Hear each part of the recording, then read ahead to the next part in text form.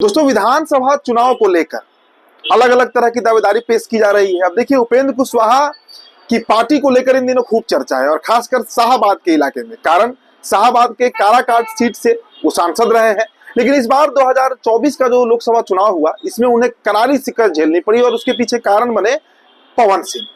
अब फिर से पवन सिंह और उनकी पत्नी ज्योति सिंह की एंट्री हो रही है। चर्चा है कि पवन सिंह भाजपा से लड़ सकते हैं, राजनाथ सिंह से जाकर वो मुलाकात कर रहे हैं, अनुराग ठाकुर से मुलाकात कर रहे हैं। तो दूसरी तरफ ज्योति सिंह जो है वो अपने टिकट के चक्कर में लगी हुई है।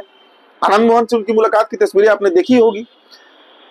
ये दोनों के दोनों काराकाट लोकसभा के अंतर्गत जो दो सीटें हैं, काराकाट और डेहरी विधानसभा, वहां से चुनाव लड़ना चाहते हैं। अब ऐसे में चर्चा खूब हो रही है कि एक तरफ जनता दल यूनाइटेड अपनी दावेदारी पेश कर रही है, तो दूसरी तरफ भारतीय जनता पार्टी की भी अपनी रणनीति है। पवन सिंह की अगर एंट्री होती है तो ये एक बड़ा धक्का लगेगा उपेंद्र कुशवाहा को। और देखिए, इस बीच आपको हम सच में बड़ी खबर बताने जा रहे हैं।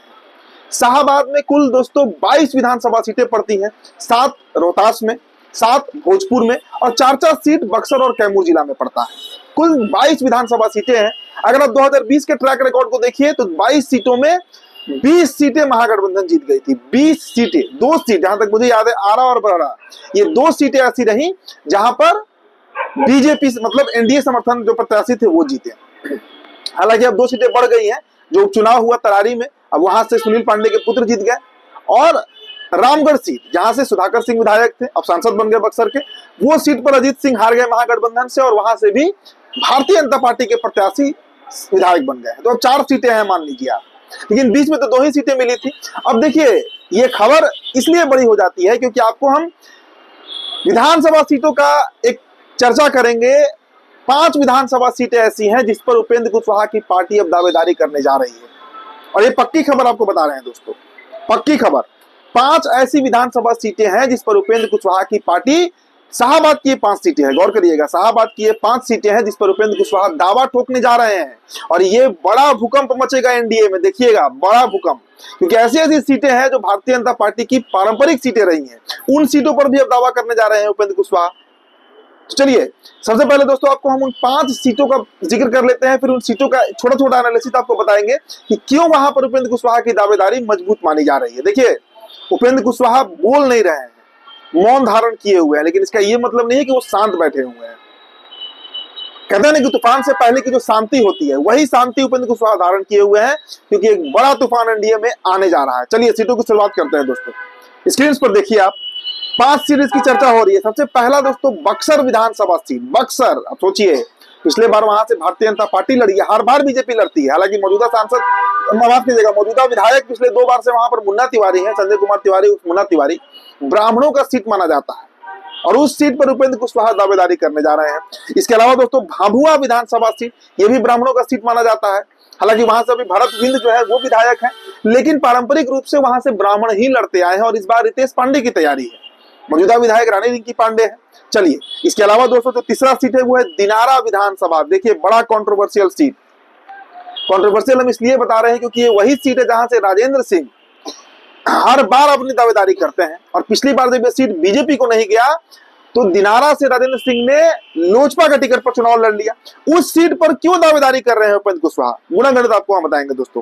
चौथा सीट मोहनिया विधानसभा। देखिए, मोहनिया विधानसभा से इस वक्त जो विधायिका है उनकी जगह पर संगीता कुमारी अब हालांकि एनडीए के साथ हो गई है, लेकिन उस सीट पर भी उपेंद्र कुशवाहा की दावेदारी है। श्वेता सुमन पिछले बार वहां से चुनाव लड़ी थी आरएलएसपी के टिकट पे, अगर आपको याद होगा। चलिए, 5वां सीट जान लीजिए, काराकाट तो है ही, इसमें कहीं कोई दो राय नहीं है कि काराकाट विधानसभा पर दावेदारी तो उपेंद्र कुशवाहा की है ही। तो ये 5 सीटें हैं जिस पर उपेंद्र कुशवाहा दावा ठोकने जा रहे हैं। देखिएगा, बहुत जल्दी ये बम फटेगा एनडीए के अंदर और तब सतह पर आएगी भारतीय जनता पार्टी, जनता दल यूनाइटेड, क्योंकि उपेंद्र कुशवाहा तो अपनी भ्रिकुटी तान ही रहे हैं, आंख टेढ़ा कर ही रहे हैं, दिख नहीं रहा है। चलिए, अब दोस्तों आप देखिए कि इस सीटों का आप गुणा गणित समझिए। पहले बक्सर विधानसभा पे हम बात कर लेते हैं। क्या हुआ था 2020 के विधानसभा चुनाव में? कांग्रेस ये सीट जीत गई थी। संजय कुमार तिवारी और मुन्ना तिवारी यहाँ से विधायक बने थे, 15 में भी वो विधायक थे और परशुराम चतुर्वेदी से महज 3-3.5 हजार वोटों से वो जीते थे।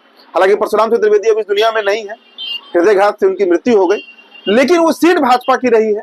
अब वहां से दोस्तों पिछला बार निर्मल कुशवाहा चुनाव लड़े थे। निर्मल कुशवाहा आरएलएसपी के टिकट पर 2020 में आरएलएसपी हुआ करती थी, अगर आपको याद होगा, आरएलएसपी बीएसपी मतलब बहुजन समाज पार्टी और AIMIM का एक गठबंधन बना था, सेकुलर मोर्चा बना था, और RLSP के प्रत्याशी निर्मल कुशवाहा जो है वो बक्सर विधानसभा से 33,000, माफ कीजिएगा 30,489 वोट लाए थे, 30,489 वोट। तो सोचिए कितना बड़ा वोट बैंक इनके पास है, और इसी बात पर उपेंद्र कुशवाहा की दावेदारी है कि इस बार बक्सर हमको दीजिए। नहीं मतलब है वहां से बीजेपी लड़ती है कि जदयू लड़ती है, इस बार लड़ेगा तो वहां से राष्ट्रीय लोक मोर्चा का प्रत्याशी लड़ेगा। अगला विधानसभा जरा आप देख लीजिए, भभुआ विधानसभा। मैंने कहा कि ब्राह्मणों का सीट माना जाता है, आनंद भूषण पांडे वहां से विधायक रहे हैं, अभी रानी रिंकी पांडे विधायक वहां से है, लेकिन भारत बिंद वहां से जीते थे दोस्तों, भारत बिंद वहां से जीते थे। अब वहां से क्यों दावेदारी है? दरअसल भभुआ विधानसभा में 2020 के विधानसभा चुनाव में दोस्तों वीरेंद्र कुमार सिंह RLSP के टिकट पर चुनाव लड़े थे और 37,014 वोट लाए थे, 37,014 वोट्स। सोचिए कितना बड़ा आंकड़ा है। देखिए भारत बिंद को 57,000 वोट आया था, रानी रिंकी पांडे को 47,000 वोट आया था, और वीरेंद्र सिंह यहां से RLSP यानी राष्ट्रीय लोक समता पार्टी को 37,000 वोट आया था। मतलब बिना कोई जनाधार के इतना बड़ा वोट बैंक उपेंद्र कुशवाहा ने साबित किया था अपना भभुआ विधानसभा में, तो वहां से भी दावेदारी इनकी मजबूत है। इसके अलावा दोस्तों दिनारा, देखिए दिनारा का मैंने आपको चर्चा किया कि राजेंद्र सिंह वहां से प्रत्याशी रहे हैं, चुनाव लड़ते रहे हैं। स्क्रीन पर देखिए जरा आंकड़ा समझ लीजिए। विजय मंडल वहां से विधायक हैं, 59,541 वोट लाए थे। राजेंद्र सिंह लोजपा से लड़े थे, 51,313 वोट लाए थे। जय कुमार सिंह जदयू से लड़े थे, 27,252 वोट लाए थे। और राजेश कुशवाहा वहां से चौथे नंबर पे रहे थे RLSP के प्रत्याशी, और उनको 18,368 वोट आए थे। तो 18,368 वोट लाने के चलते उपेंद्र कुशवाहा की दावेदारी है कि इस बार दिनारा भी हम लेकर रहेंगे, दिनारा हम नहीं देने जा रहे हैं। और दिनारा पर से तो कई प्रत्याशी हैं, और सबसे बड़ी बात कि दिनारा पर इसलिए उनकी दावेदारी मजबूत है कि वहां पर जय कुमार सिंह अगर जदयू से लड़ते हैं तो राजेंद्र सिंह फिर निर्दलीय लड़ जाएंगे, फिर वो सीट एनडीए गवा देगी। अगर राजेंद्र सिंह लड़ते हैं तो फिर जय कुमार सिंह हो सकता है निर्दलीय लड़ जाए। तो कई तरह के अभी समीकरण वहां बनेंगे, बिगड़ेंगे। इन सब बातों को ध्यान में रख के बीजेपी भी इस पर सोचने पर मजबूर हो जाएगी कि दिनारा दरअसल दिया किसको जाए। चलिए अगला विधानसभा देखिए दोस्तों, मोहनिया विधानसभा। संगीता कुमारी वहां से विधायक है, आपको पता है राजद से थी, उस समय 61,235 वोट लाई थी, अब वो एनडीए के साथ चली गई है। निरंजन राम भाजपा से लड़े थे, उनको 49,181 वोट आया था। श्वेता सुमन RLSP से लड़ी थी, इनको 39,855 वोट आया था। तो ये अपने आप में बहुत बड़ा आंकड़ा है, और इसलिए इस सीट से उनकी दावेदारी यानी उपेंद्र कुशवाहा की पार्टी की दावेदारी बहुत मजबूत है। और दोस्तों अंतिम विधानसभा सीट जिसकी हम चर्चा कर रहे हैं, काराकाट, यहां से आपको याद होगा अरुण सिंह जीते थे CPM के, 82,700 वोट आया था। राजेंद्र राज भाजपा से लड़े थे, 64,511 वोट आया था। और मालती सिंह RLSP से लड़ी थी, जिन्हें 4,901 वोट आया था। तो अब आप समीकरण समझने का प्रयास कीजिए कि दरअसल क्यों इतनी मारामारी है। देखिए उपेंद्र कुशवाहा की पार्टी शाहबाद के इलाके में उपेंद्र कुशवाहा का एक अपना फैन बेस है, एक अपना वोटर वर्ग है जो उन्हें पसंद करता है। और कोयरी वोटर्स की अगर बात करें, कुशवाहा वोटर्स की बात करें, तो पूरे शाहबाद में उनका एक प्रभाव है। और यही कारण था कि शाहबाद में जो तमाम सीटें हैं, चाहे आप ससाराम लोकसभा सीट की चर्चा कीजिए, बक्सर लोकसभा सीट कह लीजिए, आरा लोकसभा सीट कह लीजिए, जहां से RK सिंह हार गए, बक्सर से मिथिलेश तिवारी हार गए, बड़े बड़े लीडर्स हार गए। RK सिंह का हारना तो सबको चौंका दिया था, और यही कुशवाहा वोटर्स कारण बने थे। काराकाट से उपेंद्र कुशवाहा हार गए, राजपूत वर्सेस कुशवाहा हो गया था दोस्तों, अगर आपको याद होगा। पाटलिपुत्र से मीसा भारती जीत गए, और इसके पीछे भी कारण कुशवाहा वोटर ही बने थे। तो उपेंद्र कुशवाहा की बात अगर नहीं मानी जाती है, अगर उसे बीजेपी दरकिनार करती है, ठुकरा देती है, तो ये आप मानकर चलिए कि एक बड़ा रण होगा। और देखिए चौंकाने वाले फैसले लेते हैं उपेंद्र कुशवाहा, उसी के लिए वो जाने जाते हैं। तो ऐसी परिस्थिति में इन 5 विधानसभा सीटों पर दावा ठोकने जा रहे हैं उपेंद्र कुशवाहा, उनकी पार्टी राष्ट्रीय लोक मोर्चा। और तब सतह पर लड़ाई आएगी, कहते हैं ना कि सतह पर लड़ाई आ जाना, वही आएगी। और तब भारतीय जनता पार्टी के सामने, चूंकि इसमें सभी सीटें बीजेपी की है, अगर आप गौर करिए तो दिनारा को अगर छोड़ दीजिए, जहां जय कुमार सिंह लड़े थे, तो काराकाट बीजेपी लड़ी, बक्सर बीजेपी लड़ी, मोहनिया बीजेपी लड़ी, भभुआ बीजेपी लड़ी। तो कुर्बानी तो भारतीय जनता पार्टी को ही देना होगा।